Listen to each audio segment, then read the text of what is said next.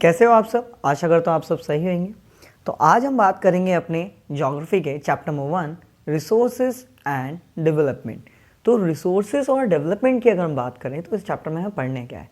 तो हम इस चैप्टर में पढ़ेंगे रिसोर्सेज के बाद हम देखेंगे कि कौन कौन से रिसोर्सेज हैं और उनका किस किस तरह से हमने यूज़ करेंगे और हमारा क्या क्या उनके लिए यूजेस है। हम उसको कुछ क्लासीफाई करेंगे कुछ पार्ट्स के अंदर।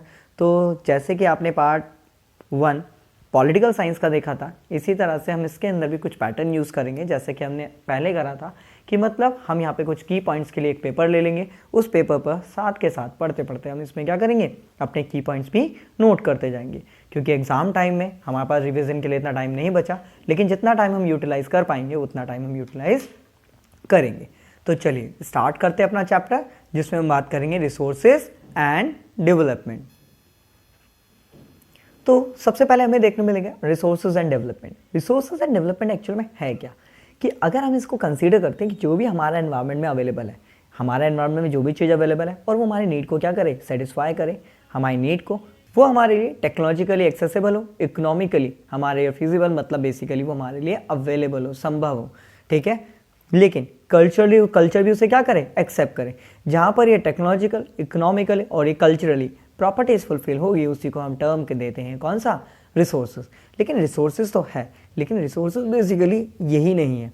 इसके अंदर हम देखने को मिलता है एक प्रोसेस। रिसोर्सेज एक्चुअल में होते क्या है उसको हम देखते हैं एक प्रोसेस के थ्रू। एक प्रोसेस होता है जिसमें हम ट्रांसफॉर्मेशन करते हैं, मतलब उनको चेंज करते हैं। जो कि चीज़ हमारे लिए एनवायरनमेंट में अवेलेबल है उसको हम अपने अकॉर्डिंग क्या कर लेते हैं, यूज़ में लाते हैं। जिसकी वजह से जब हम एनवायरनमेंट से रिलेटेड चीज़ों को अपने यूज़ में लाते हैं तो ये इंडिकेट करता है हमारे रिलेशनशिप को, relationship between nature, technology and institutions. जैसे कि हम इसकी बात करें तो अगर कोई भी चीज़ नेचर में अवेलेबल है लेकिन हमारे पास उसको लेकर काम करने के लिए इंस्टीट्यूशंस तो है लेकिन टेक्नोलॉजी नहीं है, तो वो यूज़ हम नहीं कर पाएंगे, वो हमारे लिए रिसोर्सेज नहीं होगा। लेकिन नेचर में अवेलेबल है, टेक्नोलॉजी है, लेकिन हमारे लिए पास एक वर्क प्लेस नहीं है, तो भी हम उस चीज़ का यूज़ नहीं कर पाएंगे। लेकिन हमारे पास वर्क प्लेस या फिर कोई इंस्टीट्यूशंस तो है, लेकिन टेक्नोलॉजी भी है, लेकिन हमारे पास वो रिसोर्सेज ही नहीं है, मतलब एनवायरनमेंट में वो चीज़ अवेलेबल ही नहीं है, तो हम उसको रिसोर्सेज कंसीडर नहीं कर सकते। तो इसी वजह से यहाँ पे कहा गया है हमारा एनवायरनमेंट में जो चीज़ अवेलेबल तो है, लेकिन वो रिलेशनशिप बताता है हमारे नेचर, टेक्नोलॉजी और इंस्टीट्यूशन के बीच में। तो आपको देखने मिलेगा कि ह्यूमन क्या करता है, इंटरेक्ट करता है टेक्नोलॉजी के साथ, वो क्रिएट करता है इंस्टीट्यूशंस और उससे हमारा क्या होता है, इकोनॉमिक डेवलपमेंट होता है। तो एक्चुअल में हमने इतने पार्ट में क्या रीड किया, तो हम जब इतने पार्ट की रीडिंग की जब बात करें तो हमें देखने को मिलेगा रिसोर्सेज एंड डेवलपमेंट के अंदर हमने कुछ पॉइंट्स पढ़े। उन पॉइंट्स में हमारा जो नंबर 1 पॉइंट था, हमने देखा क्या, एवरीथिंग। एवरीथिंग मतलब जो भी हमारे पास क्या है, एवरीथिंग जो कि हमारे पास क्या है, अवेलेबल है इन आर एनवायरमेंट, जो कि हमारा क्या करता है, सेटिस्फाई आर नीड, प्रोवाइड। लेकिन हमारे लिए 3 टर्म भी थे, वो बेसिक सा कैसा टर्म था, तो बेसिक सा सबसे पहला क्या होना चाहिए हमारे पास, टेक्नोलॉजिकली क्या हो, वो एक्सेसिबल हो। फिर दूसरा क्या था, वो इकोनॉमिकली हमारे पास क्या हो, फिजिबल। फिर थर्ड कल्चर उसे क्या करे, कल्चरली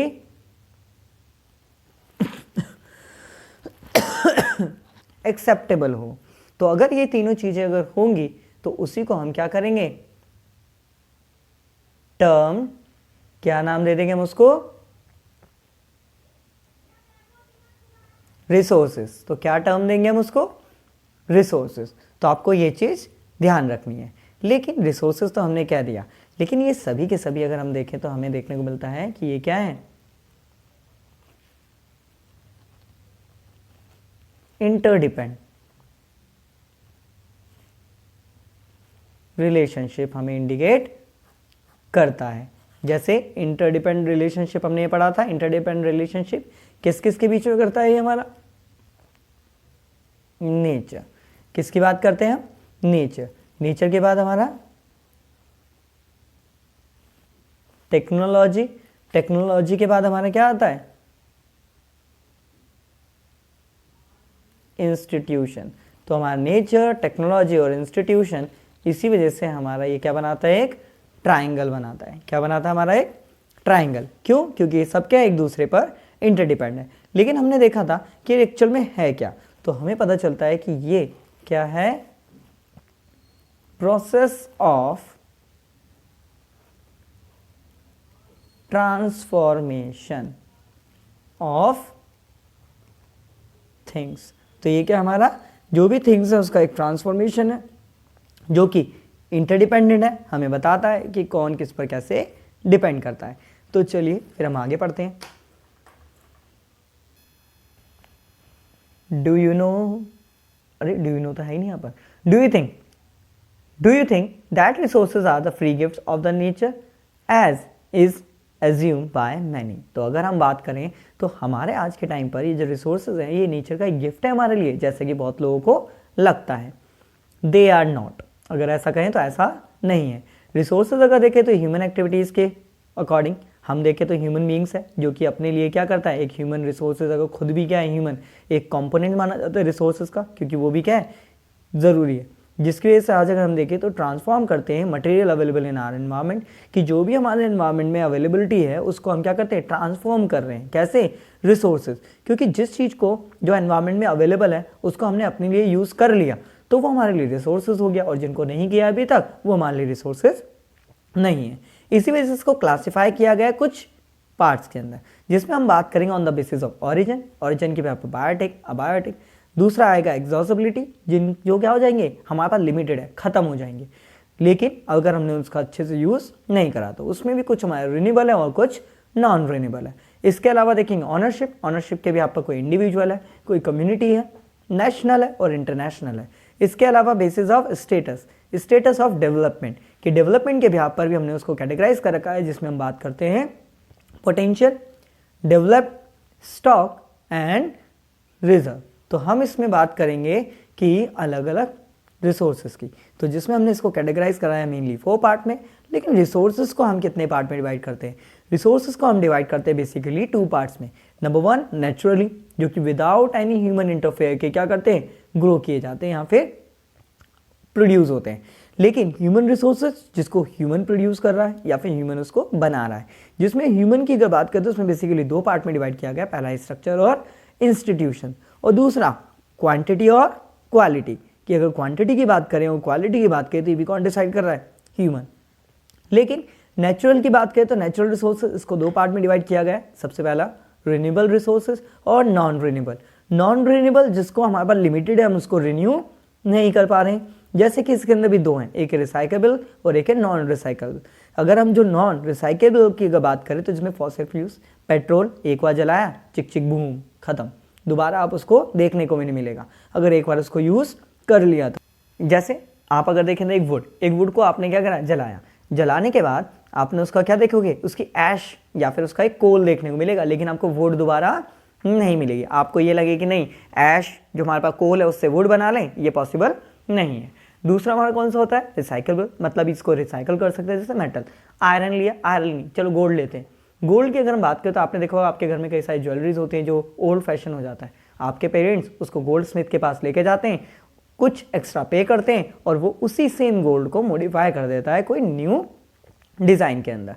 तो कुछ रिसाइकेबल होते हैं जो कि हमारे पास गोल्ड तो उतना ही रहेगा, ऐसा नहीं कि वो गोल्ड अपनी तरफ से एक्स्ट्रा डाल देगा, नहीं, गोल्ड हमारे पास उतना ही है, लेकिन वो क्या कर दिया जाएगा? मॉडिफाई कर दिया जाएगा या उसको चेंज कर दिया जाएगी उसका शेप, ठीक है, और उसकी साइज़ को।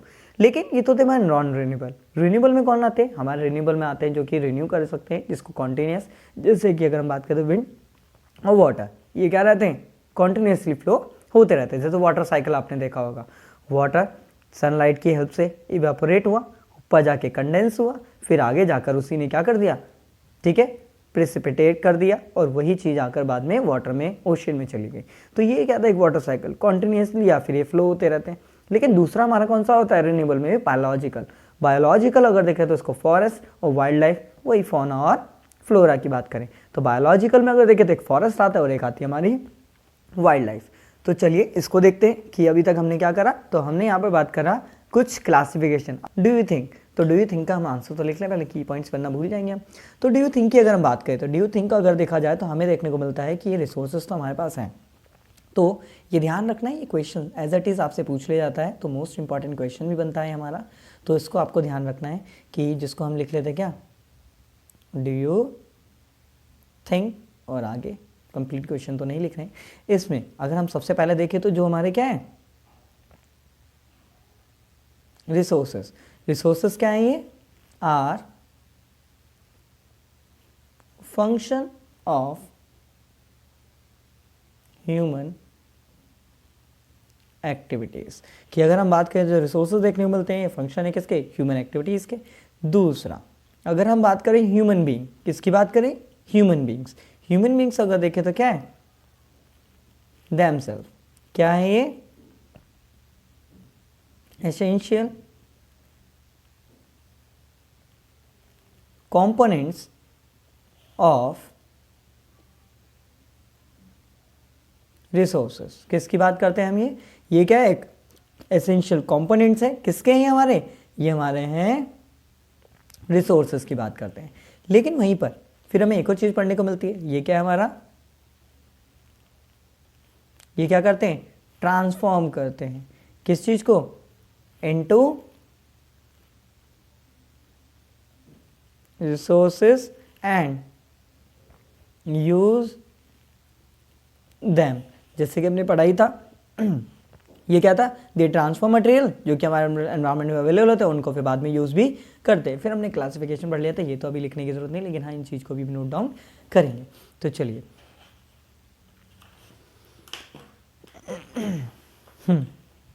तो नेक्स्ट आता है हमारा सबसे पहला आता है हमारा on the basis of origin. किसके बिहाफ पे बात करेंगे, ओरिजिन के बिहाफ पर।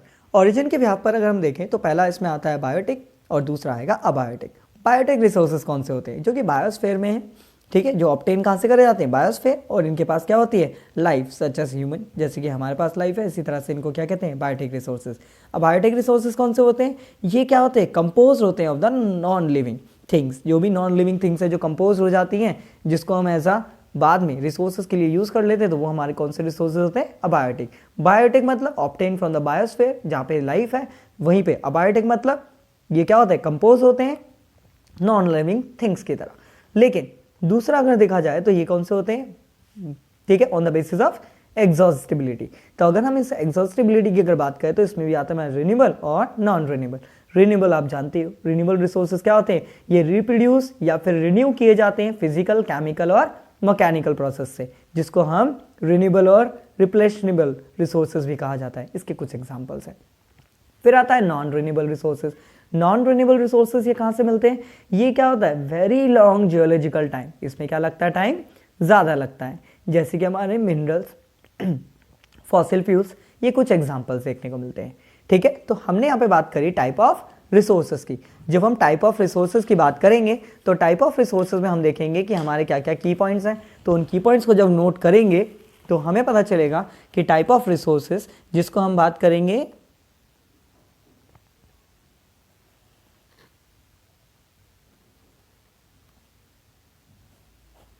इसमें हमने बात की थी number 1 on the basis of origin. तो इसमें भी हमने देखा था नंबर 1 हमारा कौन सा था, बायोटिक। बायोटिक को हमने देखा ये कहां से मिलते हैं, ऑब्टेन फ्रॉम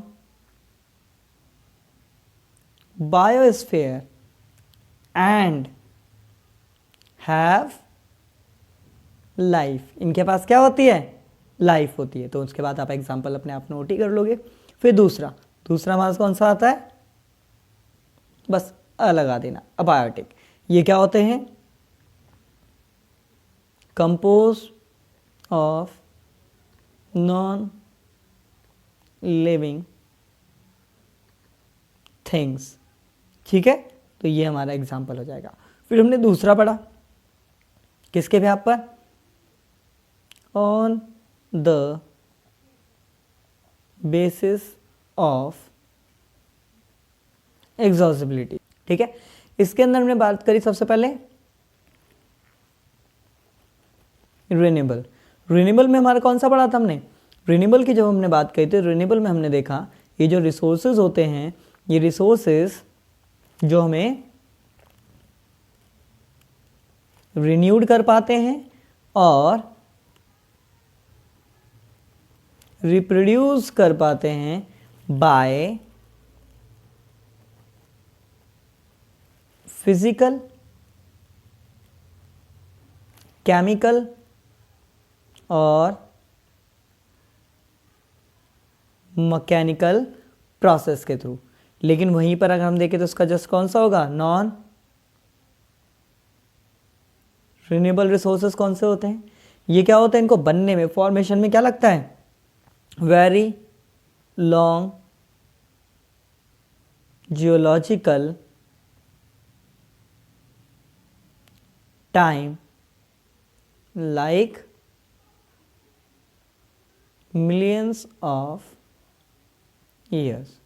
तो आपको देखने मिलेगा कि इसमें क्या लगता है? टाइम भी आपको ज़्यादा लगता है, आपको नहीं, मतलब कि इनको बनने में। ठीक है, आपको क्यों लगेगा? नेक्स्ट, इसके अलावा देखें तो इसमें भी कुछ दो कैटेगरीज होती हैं। सम क्या होते हैं यहाँ पर? रिसाइकेबल, मतलब इनको रिसाइकल किया जा सकता है, और कुछ को सम कैन नॉट रिसाइकल्ड। कुछ को तो हम रिसाइकल कर सकते हैं और कुछ को रिसाइकल ही नहीं कर सकते। तो ये हमने क्या करा है? कैटेगरी में कैटेगराइज किया है, तो आपको ये चीज़ ध्यान रखनी है। ठीक है, नेक्स्ट पढ़ते हैं। नेक्स्ट हम बात करेंगे, ये हमने दो रिसोर्सेज पढ़े, फिर हम बात करते हैं on the basis of ownership. अब हम किसकी बात करेंगे? On the basis of ownership. जब हम on the basis of ownership की बात करेंगे तो हमें देखने को मिलेगा कि ये वो रिसोर्सेज हैं जिसको हमने उनके ऑनरशिप के बिहाफ पर क्या करा है? कैटेगराइज किया है। तो on the basis of ownership में हम देखेंगे सबसे पहले, तो पहला आएगा हमारा इंडिविजुअल रिसोर्सेज। इंडिविजुअल रिसोर्सेज क्या है? On privately by individual. तो जो इंडिविजुअली क्या होते हैं, जिनको ऑन किया जाता है, उसी को हम क्या कहते हैं? Individual resources. जैसे किसी की लैंड हो गया, या फिर हम देखें तो प्लॉट हो गया, हाउस हो गया, किसी की प्रॉपर्टी हो गई, ये सब क्या है? हमारे इंडिविजुअल रिसोर्सेज। नेक्स्ट आता है हमारा कम्युनिटी रिसोर्सेज। कम्युनिटी रिसोर्सेज कौन से होते हैं? कम्युनिटी ऑन रिसोर्सेज, मतलब जिसका जो कंट्रोल है। इसमें क्या होता है? Resources which are accessible to the all the member of the community. कि एक कम्युनिटी के अंदर, जो एक विलेज के अंदर या एक पर्टिकुलर प्लेस के अंदर जहां पर सभी कम्युनिटीज के लिए वो रिसोर्सेज अवेलेबल होंगे, उसी को कहा जाएगा कम्युनिटी रिसोर्सेज। कम्युनिटी रिसोर्सेज के अंदर जैसे कि आपके पब्लिक पार्क हो गए, पिकनिक स्पॉट्स हो गए, प्ले ग्राउंड्स हो गए, ये सारे हमारे क्या है? पब्लिक या पे कम्युनिटी रिसोर्सेज हैं। फिर आता है नेशनल रिसोर्सेज। अब भाई नेशनल रिसोर्सेज क्या है? नेशनल रिसोर्सेज अगर टेक्नोलॉजी अगर देखें तो जो बिलोंग करते हैं किससे? एक नेशन से, उसी को हम क्या कहेंगे? National resources. लेकिन इसके अंदर देखें तो ये मिनरल्स या वाटर या फॉरेस्ट, वाइल्ड लाइफ, ये सब नेशनल रिसोर्सेज तो हैं, लेकिन ये डिपेंड करता है हमारे पॉलिटिकल बाउंड्रीज के अंदर। अगर हम बात करें हमारा घर, हम कहते हैं कि दूसरे घर की चेयर भी अपनी है, वो तब हो सकती है आपने दी हो, लेकिन अगर उसकी खुद की वो चेयर है और आप उसे अपना बताएंगे तो वो सही नहीं होगा। तो आपकी चेयर सिर्फ वही होगी जो आपके घर में है। तो इसी वजह से हमारे जो नेचुरल रिसोर्सेज या फिर नेशनल रिसोर्सेज, वही नेशनल रिसोर्सेज हैं जो हमारी पॉलिटिकल बाउंड्रीज के अंदर आते हैं। ये नहीं कि किसी और कंट्री के यहाँ पर वो चीज़ अवेलेबल है तो हम कहेंगे वो भी हमारा है, ऐसा नहीं होगा। दूसरा, जब हम वाटर की बात करते हैं, किसकी बात करते हैं? वाटर की। तो वाटर में अगर हम देखें तो 12 नॉटिकल माइल्स, तो हम सिर्फ कितना 22.2 किलोमीटर डिस्टेंस तक का ही जो एरिया है वो हमारा है। उसके बाद हम किसी भी तरह से रिसोर्सेज का यूज़ नहीं करेंगे। तो उससे पहले इतने डिस्टेंस के बीच में जितने भी रिसोर्सेज आएंगे, वाटर रिसोर्सेज, वो सारे हमारे नेशनल रिसोर्सेज किए जाएंगे। ठीक है, नेक्स्ट आता है इंटरनेशनल रिसोर्सेज। वही है, जब नेशनल रिसोर्सेज नेशन से रिलेटेड, इंटरनेशनल रिसोर्सेज इंटरनेशनल, तो देखा जाता है कुछ ऐसे रिसोर्सेज है जिसको ऑन कौन करता है? इंटरनेशनल इंस्टीट्यूशंस, की जो कमांड दी जाती है इंस्टीट्यूशंस, इंटरनेशनल इंस्टीट्यूशंस के थ्रू, इंटरनेशनल रिसोर्सेज कहा जाता है। इन रिसोर्सेज में अगर देखा जाए तो ये हमारे सिर्फ और सिर्फ 2000 नॉटिकल माइल्स के बाद के जितने भी रिसोर्सेज होंगे उसको कहते हैं एक्सक्लूसिव इकोनॉमिक जोन। कि जितना भी जो एरिया होगा 2000 नॉटिकल माइल्स, वाटर की बात कर रहे हैं, ओशनिक के अंदर बात कर रहे हैं, तो जितना भी एरिया होगा उसको एक्सक्लूसिव इकोनॉमिक जोन कहा जाएगा। और इसके अलावा वहाँ पे किसी एक इंडिविजुअल कंट्री का कोई भी कंट्रोल नहीं होगा। अगर उन्हें उस चीज़ का यूज़ करना है तो विदाउट इंटरनेशनल इंस्टीट्यूशंस की परमिशन से वो यूज़ नहीं कर सकते। तो ध्यान रखना, इंडिविजुअल रिसोर्सेज वो रिसोर्स जो कि इंडिविजुअली ऑन किए जाते हैं, कम्युनिटी रिसोर्सेज वो जिस पे एक पूरी कम्युनिटी एक्सेसिबल होती है, दूसरा नेशनल रिसोर्सेज वो जो हमारी फिजिकली जो बाउंड्रीज डिसाइड की जाती है उसके अंदर जितने भी रिसोर्सेज हैं वो सारे नेशनल रिसोर्सेज हैं। इंटरनेशनल रिसोर्सेज जो भी हमारा 200 नॉटिकल माइल्स के बियॉन्ड जितने भी रिसोर्सेज होंगे उस पर परमिशन लेनी पड़ेगी इंटरनेशनल इंस्टीट्यूशंस की और उसी को कहा जाएगा इंटरनेशनल रिसोर्सेज। क्लियर है यहाँ तक? तो फिर हम बात करते हैं इनके की पॉइंट्स की। इनके की पॉइंट्स भी तो ज़रूरी हैं। तो चलिए तो हम स्टार्ट करते हैं अपने कुछ की पॉइंट्स को बनाना। चलिए तो हमारा तो 3rd नंबर आता है, ठीक है। 3rd नंबर पर हम बात करेंगे जो क्लासिफाई किया गया on the basis of ownership. किसके व्याप पर हम बात करेंगे? ऑनरशिप के व्याप पर बात करेंगे।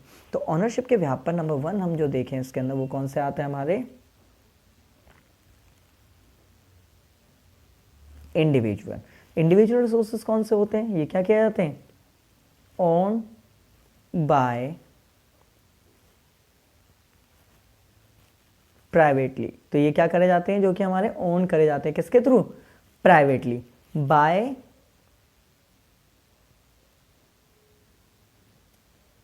इंडिविजुअल्स। किसके थ्रू? इंडिविजुअल्स के थ्रू। एग्जाम्पल आप इसमें लिख ही लोगे। नेक्स्ट आता है हमारा कौन सा? जो इसका सेकंड पार्ट है वो हमारे कौन से हैं? जो सेकंड पार्ट है वो हमारा कौन सा आता है?